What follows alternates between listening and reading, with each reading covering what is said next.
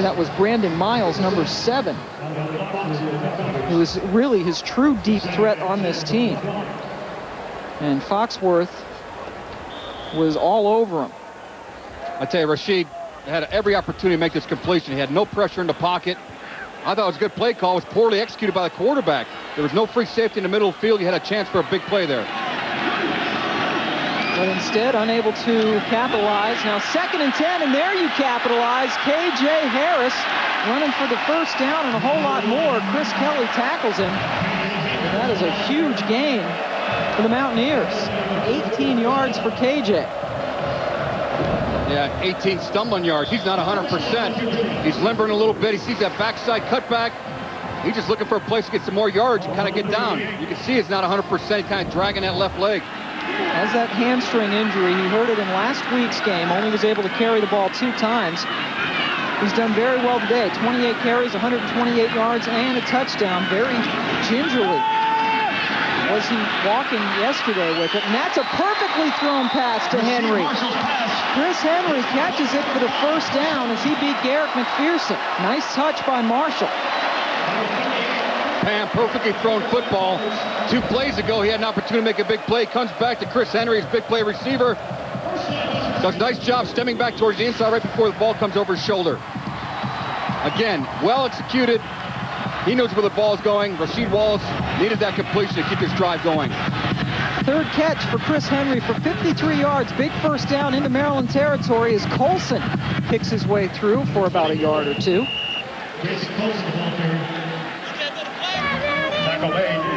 And Rasheed Marshall is a guy who has struggled in his career against Maryland.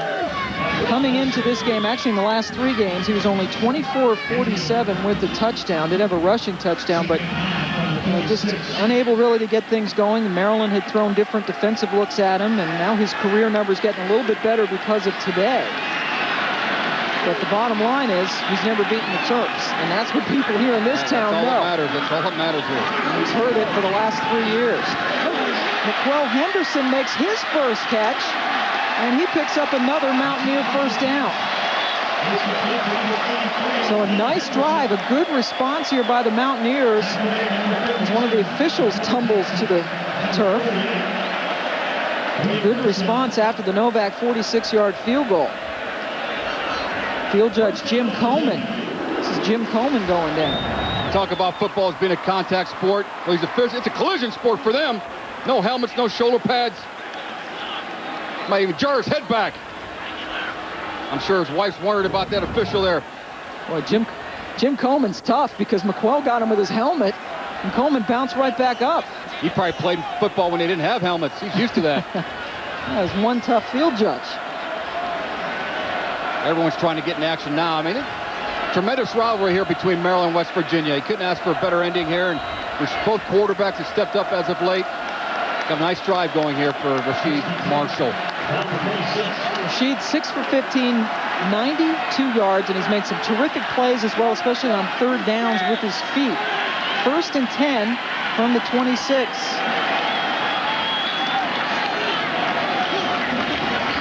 Colson right up the gut. Merriman tackles him, but that's another 4 or 5 yards. You know, Pam, I don't know if we're going to see K.J. Harris maybe up until they get down to the goal line because he was limbering that last 18-yard run he had. Colson just explosive. Yeah, 20 yards to pay dirt. Gary Blackney searching for the right call here. They've been doing a nice job with the linebackers, interior defensive line, but as of late, West Virginia's doing a better job with the offensive line. Harris and Colson join Marshall in the backfield. On 2nd and 5, Colson gets it. Merriman again makes a tackle. That's a 2-yard gain, so 3rd down coming up. 10 tackles now for Sean Merriman, only a junior, one of those fine defensive players that Gary Blackney can count on week after week. Merriman actually is a good buddy of LeVar Arrington. Went to the same high school as Arrington's brother, and he got to know LeVar, and he says that he's like my big brother, and they have chats frequently. Not a bad guy to talk to if you're a linebacker or now a defensive end. That's probably going to be his position at the next level if he makes it there, but just a perfect athlete to play the outside defensive end spot. Went to Frederick Douglass High School in Upper Marlboro, Maryland. So now 3rd and 3, huge play, so huge that West Virginia wants to talk about it. So the Mountaineers take a timeout, and Rasheed Marshall is going to come over and discuss things with the big play coming up.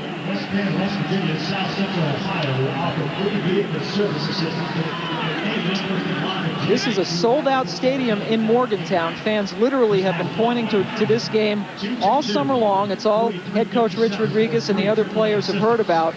And with the watered-down Big East, losing some of the powerhouses, a lot of people pointing to this Maryland game. And for people like Lee Corso, who picked West Virginia to be his upset winner of the national championship, you got to beat Maryland today. Oh, you most definitely got to beat Maryland. If you're going to be somebody that's willing to rank with, number 8 in the country right now, West Virginia has everything going their way with this recent drive. And Maryland, though, has dominated in this series. They've won the last 4 games by 155-51. They've just blown them out of the water, including twice last year. Maryland has a lot of new players, including Joel Statham, their quarterback, who was not good at all, maybe even borderline horrible at the beginning, but really he's come on well in the second half. It's kind of like the weather. Yesterday was cloudy, raining, everything. Today everything's sunny, looking perfect. The tale of 2 tapes. The first half by West Virginia doing a tremendous job running the football, but not putting the points in the board. And there is West Virginia, 8th in the country, unbeaten, right behind Ohio State in the ESPN USA Today coaches poll. And then the next 10, you will see the Maryland Terrapins at number 19. So we expected a great game. We have gotten a great game. Sloppy in the first half, but it's turned into a good old-fashioned border war battle here in the second half. Huge 3rd and 3 for the Mountaineers. Down by a field goal. And Marshall's going to throw it. They're going for the touchdown, and it is incomplete. Looking for Brandon Miles, but Ruben Hagler step for step. I know we still have time on the clock. We still got 6:24 left, a 3rd and 3 call. I might have went to the power running game. Rasheed Marshall covered too deep. You got Hagler back there defending. I think it was just a poorly thrown football. Well, Hagler, known as a really good cover cornerback, and he showed it there. Brad Cooper trying to tie it up from 37 yards out. He missed from 39 back in the first half and made one earlier. And we've got ourselves a tie ball game again. Cooper is now hit from 45 and 37 yards in the second half, and West Virginia has tied up this game at 13. Well, we got more college football heading your way. Last week, Notre Dame upset Michigan. Tonight, Darius Walker and the Fighting Irish look to build on that victory when they play Michigan State at 6:55 Eastern. Then at 10 Eastern, you have USC, the #1 team in the country, taking on BYU. Notre Dame, Michigan State, also available in high definition on ESPN HD. For more information, you can always log on to ESPN.com. USC playing a football game in the state of Utah for the first time in 87 years. Last there in 1917 when they beat Utah 51-0. Utah, I guess, was a state way back then. Oh, but a was. baby state. What a beautiful state that is. Absolutely. So that we look forward to that coming up tonight on ESPN. Got a lot of friends that are Notre Dame fans. They've been pretty quiet all year up until last week. They come out of the woodwork, don't they? More than any other team in the country, those Notre Dame fans. And I know I'll catch a little bit from them, but congratulations to that fine program in South Bend, Indiana. Yeah, a lot of heat there on Coach Willingham. Ty Willingham. Man, it was ugly after that loss to BYU, and now it's like roses again. Everybody's happy. A lot of people are happy here after that Brad Cooper 37-yard field goal tied it up. There's a wish list. Beating Maryland, well, it's not going to be 45-0 right now. They just want to beat Maryland, period, because they haven't done that since 2000. Short kick is fumbled, muffed by the Maryland up man. Oh, boy. And the Terps just hanging on to that football. That's a very effective kicking game. Design call, design kick. Hang it up there as long as you can. Let your coverage team get down there. Hopefully he's going to fumble the football. He was able to recover it in that particular play. Boy, that was almost disastrous. West Virginia would have had it knocking on Maryland's door once again, but instead, Ralph Friedgen's team gets it. Hey, First and 10 from the 32. Sorry, Pam. The defensive line here has got to match this offensive line. Got to be some stalemate at the line of scrimmage. And now the West Virginia fans coming back alive. Statham with the pitch. This time it works. He gets it to Suter, and Suter picks up the first down for the Terps. Let's go back to Matt Weiner. Hi, Pam. Texas Tech and TCU. Frogs unbeaten, but trailing in Lubbock now. Sonny Cumbie once again to Bristol Oldemua. Second time they've hooked up. Red Raiders up by 7 in the third. Just what you can expect. A lot of scoring in that game. Here it's just 13-13, Maryland and West Virginia. A couple of top 25 teams, both unbeaten, and both trying to build on this as they head into their conference schedules. This is a great rivalry. They've played every year since 1980. First met in 1919. Josh Allen gets around the corner and gets it up to midfield. Pick it up about 3 yards. Maryland and West Virginia playing in Morgantown. West Virginia unbeaten, number 8 in the country. The consensus pick to win the Big East. Pam Ward joined by Mike Tomczak and Dave Ryan. A lot of turnovers, Maryland with 5 of them, but West Virginia only able to score 7 points off of those turnovers. Maryland coming back after a terrible first half.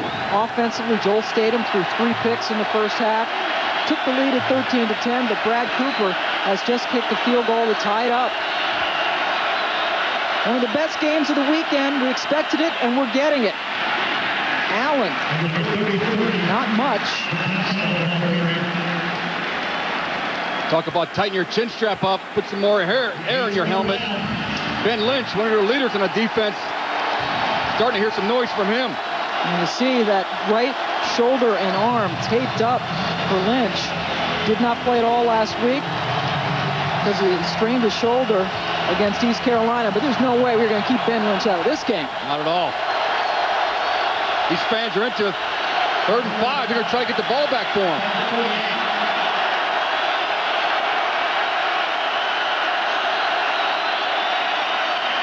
Statham throws it underneath and stops short of the first down. It was completed to Vernon Davis, the talented tight end. But a big stop by Mike Lorello, as he was stopped a couple of yards short of the first down. What a tackle. Decision time for the Fridge. You know, West Virginia needed a stop on 3rd down. It forces Maryland's hand here. 4th and 2. They're going to try to take West Virginia out of this football game. Wow, 4th and 2, and it looks like they're going to go for it. Maybe try a hard count, draw them off. You won't get a hard count here, nor a quarterback draw. All right. 4th and a short 2. Maryland has made both of its 4th downs this season, including one today. West Virginia in the neutral zone. If there was contact, it's all over. Flags are down. You know, you heard Coach Rodriguez in the locker. Play smart. That's not smart. Exactly what Maryland wanted. They get a gift first down. Offside, contact, 92 on the defense. 5 yards. The result of the penalty. Down. You talk to these guys in meetings all week. Be conscious of the hard count.